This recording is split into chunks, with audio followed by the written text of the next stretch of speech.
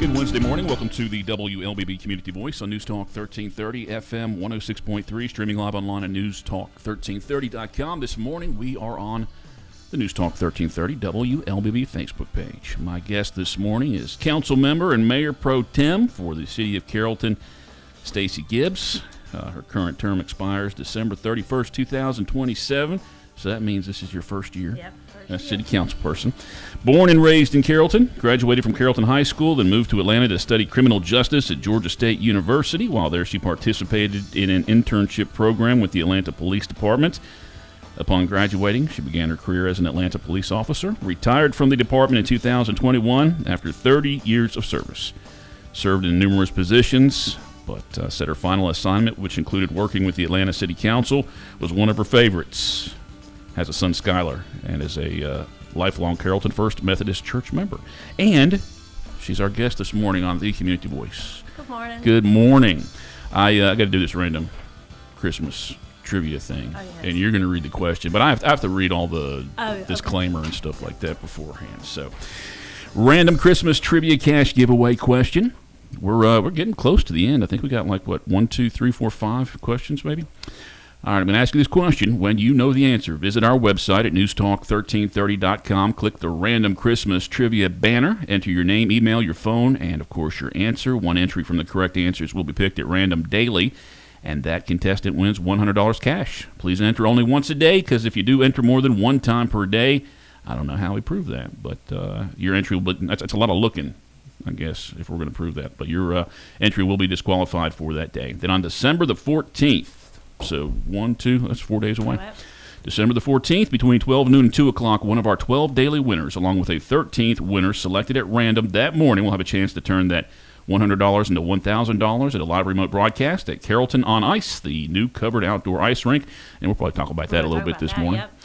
It's located at the Polar Pavilion at East Carrollton Rec Center, 410 North Lake Drive, Carrollton, Georgia, 30117. And with today's question, Ms. Gibbs, please ask. Yes. What unlikely duo recorded the song Peace on Earth, Little Drummer Boy in 1977? Yeah, that's probably the only one I know out of all those questions on there. But I can get. You don't know that one? I didn't. Well, I know the song. I didn't know the answer. So. Gotcha. Yeah. Go to our website, newstalk1330.com, and put your answer in there right now. All right, year one, Stacie Gibbs, Ward 3, City Councilwoman. What's the reflection on the whole year? I guess, first of all, we talked a little bit about this, the training. How much training does a new city council person have to go through, and classes and things like that? And who provides that? Well, most of it is through GMA, Georgia Municipal Association, and all newly elected officials, regardless of what your position is, have to attend a newly elected officials training. But we also go to the Georgia Municipal Association Georgia Municipal Association training, in the winter and in the summer. But I took as much training as I could get this first year. I mean, I think that's only fair to the people I represent. And luckily, because Carrollton is so well thought of by GMA, we actually hosted 2 trainings here. And so I was a part of both of those. One was a community planning institute that we held, and then one was held at the University of West Georgia, specifically for small cities. Now, we're a medium city, but there's always a lot to learn. So yeah, when you get into that position, I mean, did you think there was that much to learn, or did you think that you kind of had a grasp of it? When you're campaigning, were you thinking, all right, I'm going there and vote, once a month? No, I didn't think that, but I realized once I started taking the training just how much more there is, because you're not just trying to work on what you're doing right now. There's so much planning for what you want to do in the future. How do you prepare for what the next step for the city and where the city's going, and how you can continue to make your town thrive, continue to make your city grow. Well, your campaign. I remember it was noticed that you were doing a lot of door-to-door, a lot on foot, and just like I was comparing it to Leslie McPherson and Villa Rica, because I think that both of you guys stood out as far as that campaigning. I could be wrong. I mean, other people could have done that. I was just seeing it on Facebook and I think that definitely contributed to both of your races, because you get a lot of people who may not have even voted for a long time or even know there was a race. So yeah, kudos to that, and it panned out. Were you able to keep touch with all those people? Are you putting out letters and things like that? One of the things I did, while anytime someone reached out to me during the past year, obviously I got back in touch with the person, but I hope I reached out. I hope that I said to all of them, I will come in person to see you, because that's exactly what I like to do. And I did go to see quite a few of them, all of those that invited me to come over in person. I did go in person, and I have kept in touch with communities. I was out on my golf cart all summer riding around, so that's just important to me. I like to do things face to face when I can. So that response, from people when you go to their house, was it comfortable? Because I can't imagine everybody being comfortable with me showing up on their front porch or wanting to talk with them. I have told this story to a lot of people because people kept asking me about that when I was knocking on doors, and I think this is a testament to Carrollton. I knocked on about 1,400 doors and spoke to, I believe it was about 877 people, right around there, in person. And out of 877 people that I actually spoke face to face with, there were only 2 people that were not, and I won't even say they were rude, they just were a little bit short and abrupt. But I think that says so much about Carrollton. And 90% of those people were, golly, I'm glad you're here. I appreciate you coming by. And, you can only campaign at certain times. So I'm sure I interrupted some dinners or probably some arguments or something.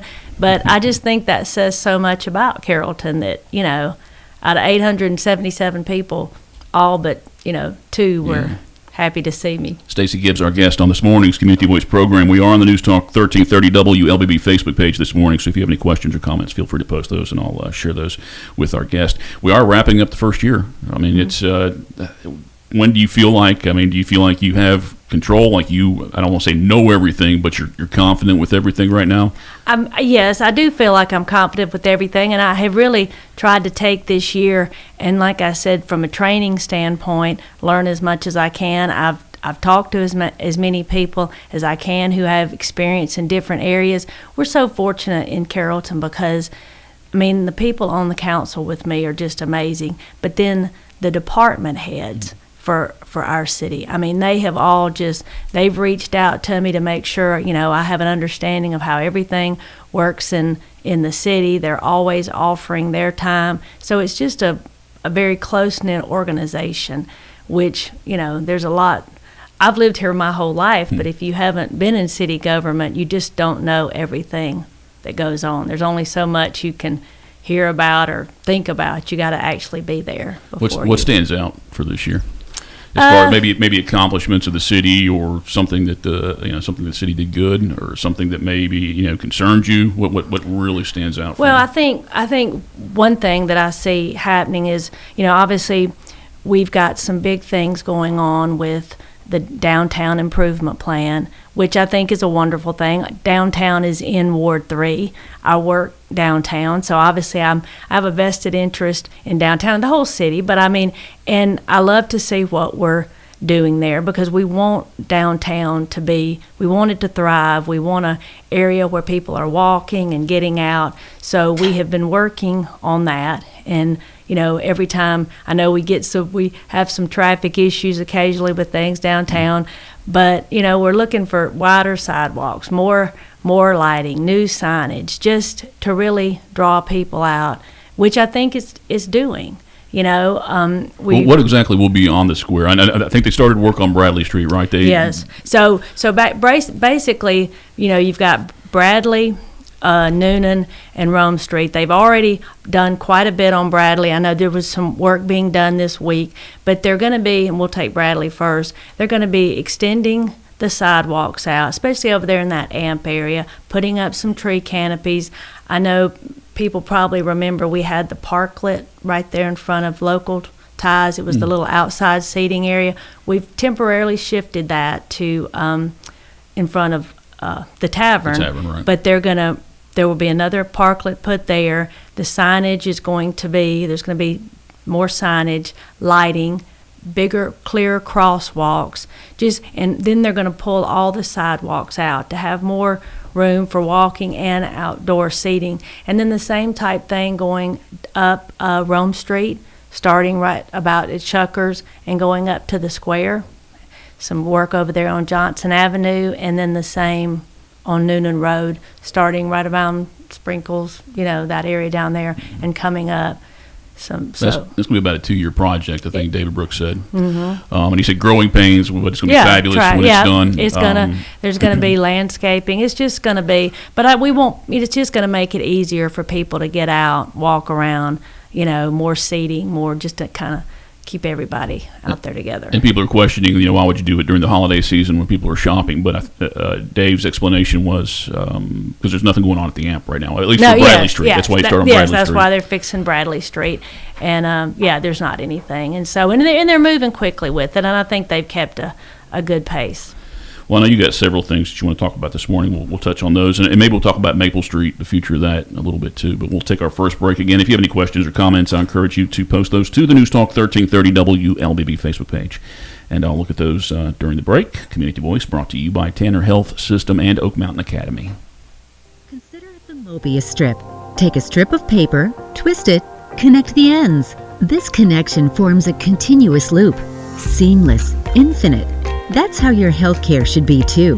At Tanner Health, the Mobius is our symbol and our promise, representing our continuum of care and our commitment that the services you need will be here for you always. We're not just changing healthcare, we're redefining it. See more at tanner.org. The World Language Scholar Journey at Oak Mountain Academy is designed to provide students with a clearly defined, curriculum-based track to acquire essential knowledge and skills for success in biliteracy fields of study. The successful completion of this journey provides colleges with a method to recognize a rigorous foreign language immersion experience for all students at Oak Mountain Academy. I'm Patrick Uran, head of school, inviting you to journey with us on the mountain. For more information, visit us at oakmountain.us. Discover your journey at OMA. Prepare, explore, and achieve.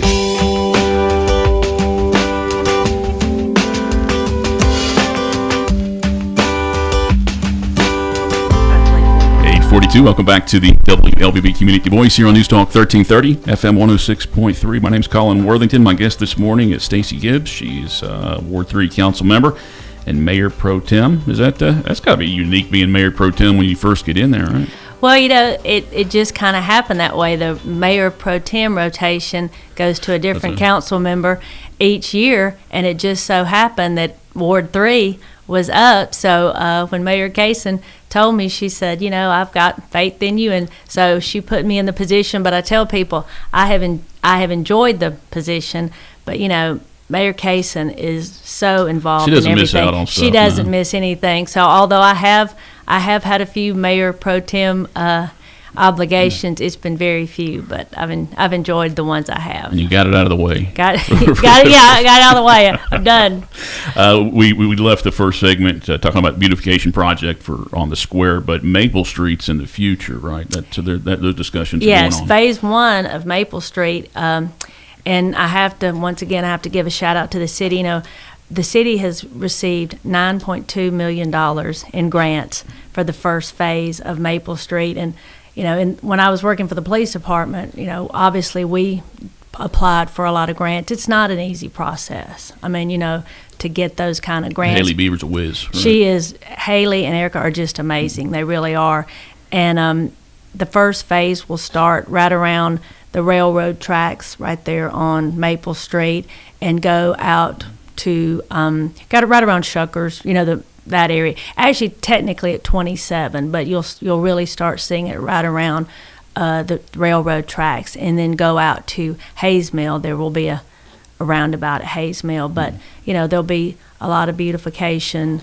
Same thing with the sidewalks, just making it a little bit more pedestrian friendly.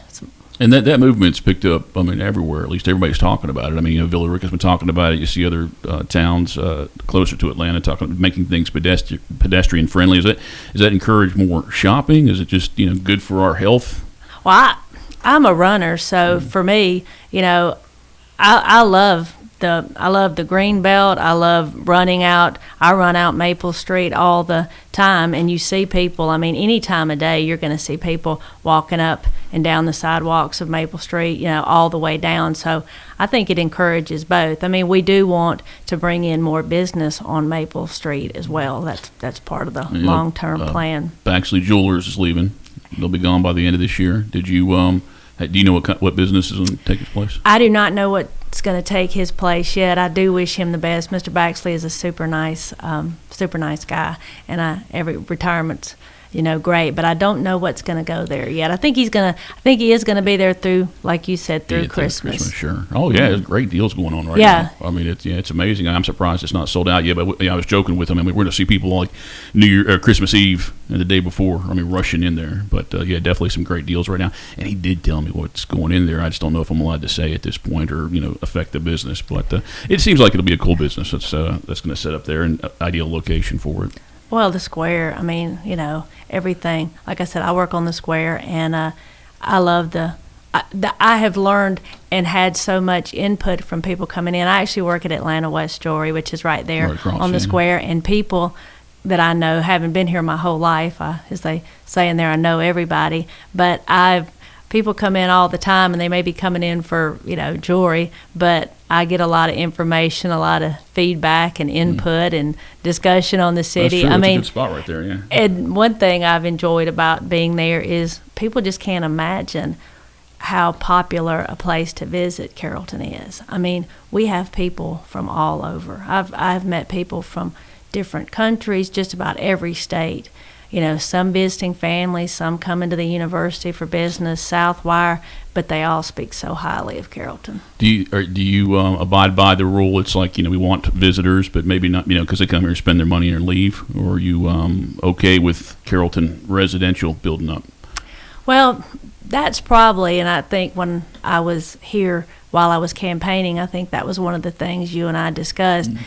The most comments I heard and the most input I received while campaigning was due to residential construction, and I mean, we need housing. There is a housing shortage throughout the United States. There's a housing shortage here. I think what's important is making sure it's the right type of construction in the right area, but I support people coming here to live. What's the latest on the bypass project? I guess across from Cedar?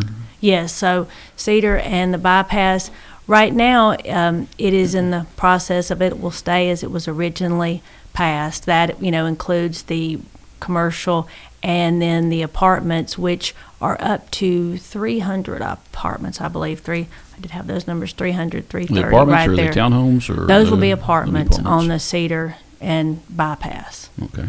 And because I know there was a discussion, there was supposed to be like a big anchor store. Is that still part of it? That is currently what is still in the plan that is in place. So I think that's what they hope. It did come before council for some changes to that, but right now the original anchor store plan is the one that is still in place. When should we start seeing that being cleared out? And sometime next year, maybe? Probably, especially for the apartments.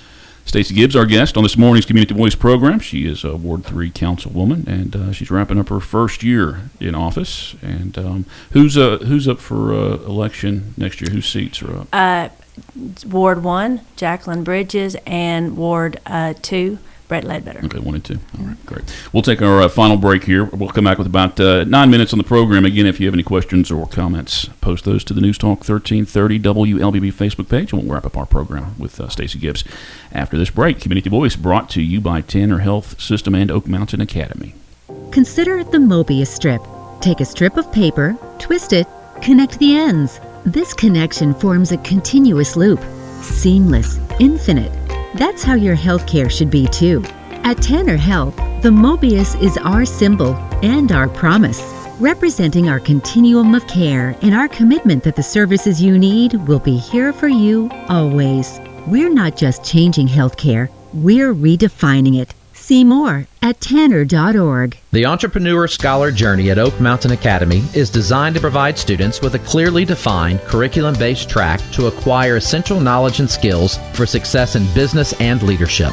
Critical areas include identifying entrepreneurial characteristics, selecting a value position, and business model development. I'm Patrick Uran, head of school, inviting you to journey with us on the mountain. For more information, visit us at oakmountain.us. Discover your journey at OMA. Prepare, explore, and achieve.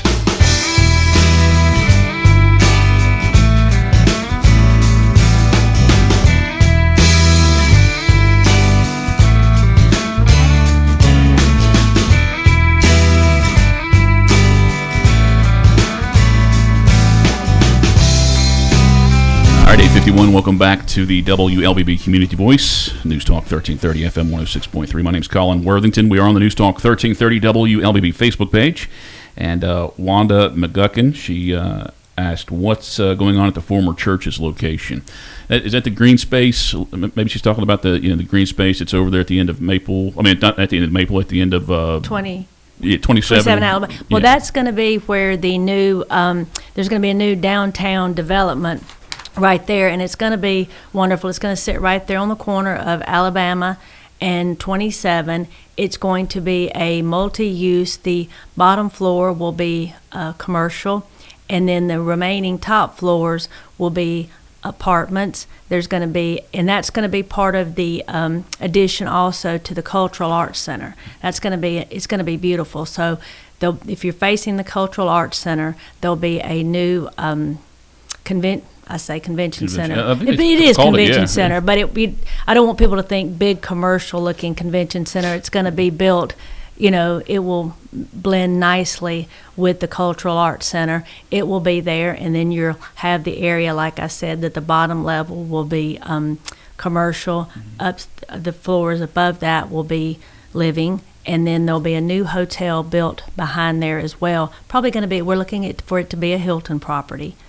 And some additional parking, a parking deck that'll help out with parking for downtown and for that area. Joel wants to know if Paris is coming to cut the ribbon for that. Paris Hilton? Yeah. The who's going to operate the apartments? I mean, is that going to be city-owned?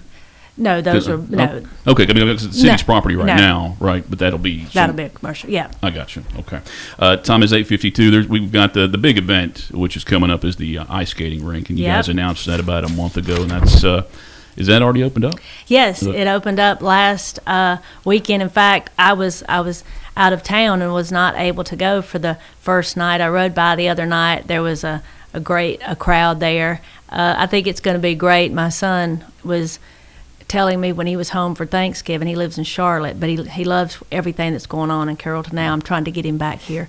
But he kept telling me that as soon as he gets home for Christmas, we're going out there to ice skate. I'm kind of glad that the ice skates only go up to 12. He wears a 13. He wears a 13, and I'm a little nervous about my ice skating abilities, but I am going to be out there. Yeah, but I am going to be out there. They've got food trucks on the weekend. So basically Sunday through Wednesdays are private rentals. If people want to have parties, and then public skate is Thursday through Saturday. So people are, they're doing it. They're going out there. Oh, yes. Yes. When I was out there the other night, the parking lot was full. Are there people, talented ice skaters? Well, I saw from the view I did look for a little while. I didn't see anybody out there spinning, doing 2 minutes spinning around. I didn't see any couple skates out there, Yeah. But and then this weekend is going to be the Merry Market, so there'll be like a Christmas market out there. Same place. Okay, yep, 12 to 5 at the Polar Pavilion, and pictures with Santa. Very cool. But when you're out there skating, it's real ice. It's not like the plastic ice that I've heard other places are doing. But do we need to wear a jacket out there? Is it yes? Really it's outside. cold? It's out. Yes, it is. It is outside. It is under that pavilion. It does. I would take a jacket for sure. At least gloves. There's lots of seating around there. So, and like I said, there's food trucks, but there's seating so that if you want to bring your own or if you want to get something, it's real ice. Yeah. Well, and we'll be broadcasting live out there, I believe, on Saturday, right, Steve Graddick, from 12 noon to 2 o'clock. That's where we're going to give away that $1,000 for the Christmas trivia giveaway. I just want to see if anybody threw up another question. And will you be broadcasting on skates? I bet you if Josh is out there, he will. I've got no doubt that Josh would do it if he had the opportunity. Juan Carlos Ferrero, what do you think about increasing density near downtown? In recent council meetings, the rezoning decisions have gone towards maintaining lot sizes that lead to expensive houses. Increasing density. Well, we are looking at now some construction which will increase the density off of. Well, I say density. It's townhomes that are proposed off of Rome Street down there behind. We've had some additional building downtown right beside the depot. There's the building there just opened up with 13, new apartments. Oh yeah. Yes, yeah. the building. It's going to be. That's going to be. That's going to be. Really nice. I mean, we've had some residential, and I know this wouldn't exactly be quite downtown, but if you go down Noonan Road right there at Burns, we've got a development going up there. So, I mean, we're getting density in terms of building within the 2 to 3, mile radius of downtown. And having done this myself, living, in the small city that we have, I mean, living in the city and having access to everything is, it's great. I mean, it's really cool just to, to feel the vibe and everything. I lived in downtown for about 3 years, up until a few years back. But just having access to downtown is great, and watching the city blow up.